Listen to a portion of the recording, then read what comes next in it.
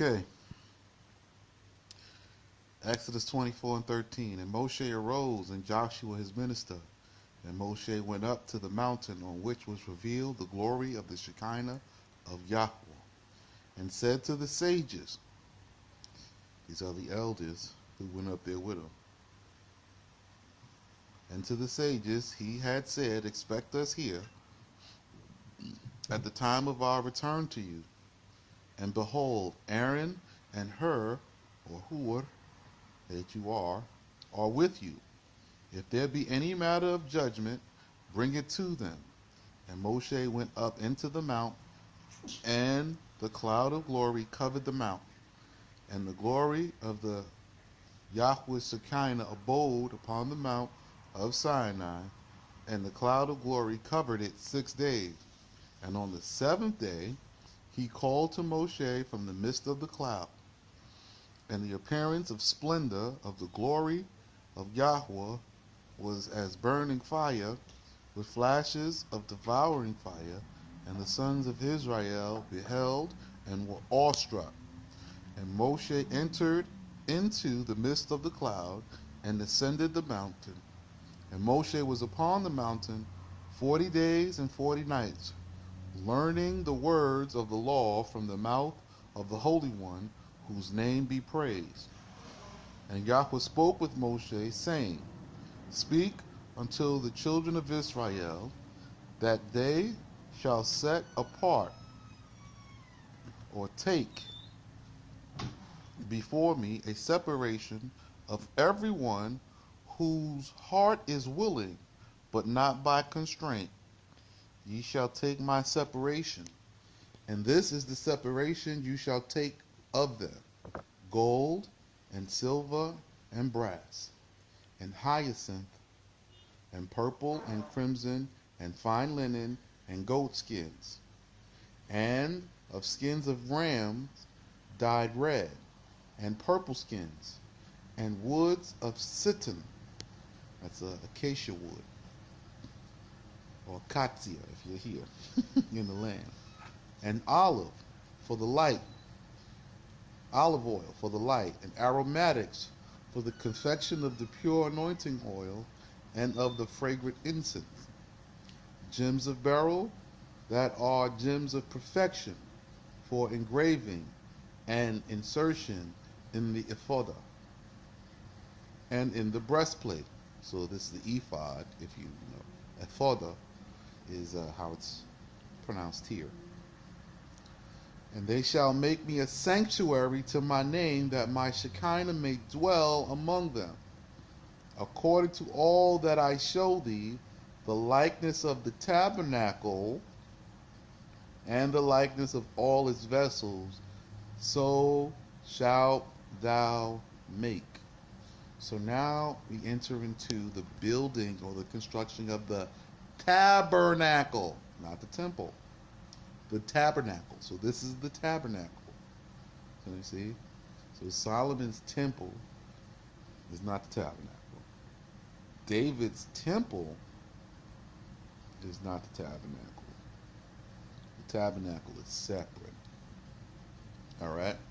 But David's temple was built after the pattern of the tabernacle. You understand? But he, as the anointed king of Israel, you are commanded to build the Most High temple. So that's what he wanted to do. It's a whole nother story, another teaching. Right? And thou shalt make an ark of cedar wood, 2 cubits and a half its length, 1 cubit and a half its breadth, and 1 cubit and a half its height. And thou shalt cover it with pure gold within and without, and shalt make upon it a crown of gold round about.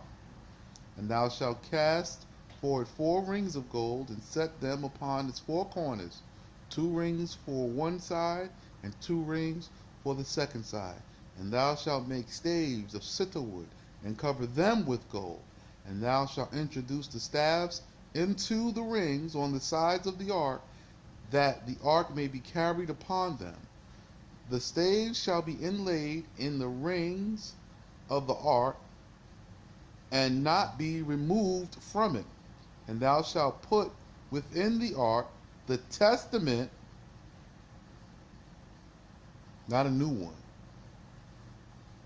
that I will give thee. See, there's no New Testament. There's only this one. It's the only one. Sorry. And thou shalt make a kaphortha. So kaphortha is the mercy seat of pure gold, 2 cubits and a half the length, and a cubit and a half the breadth, and its depth shall be a handbreadth, a pushika. And thou shalt make 2 cherubim of pure beaten gold, that thou make them on the 2 sides of the mercy seat. And thou shalt make 1 keruba, and on this side, and 1 keruba on that side of the mercy seat.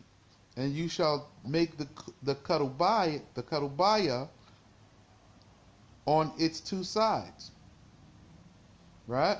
And the kerubaya shall stretch forth their wings above their heads, over against each other, their wings overshadowing the mercy seat, and their faces over against each other. Towards the mercy seat shall be the faces of the kerubaya. So let's pay attention. Now, it doesn't say they're kneeling with their heads bowed in their praying position. They're standing. And their wings are outstretched over their heads towards each other, because they're saluting. So their wings are stretched out, both of their wings, one side and the other. One side and the other.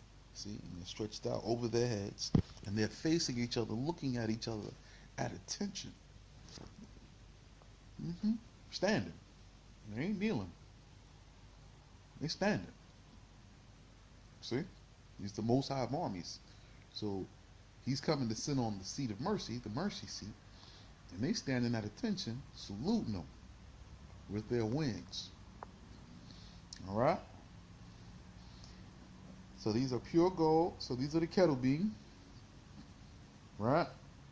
So each cherubia, each angel themselves, on one side and one on the other side. And thou shalt put the mercy seat above the ark, and within the ark thou shalt lay the tables of the testaments that I will give thee. So the Most High is already telling them, I'm going to give you these tables,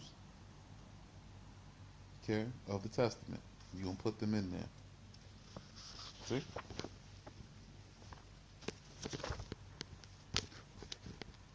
I'll be continuing.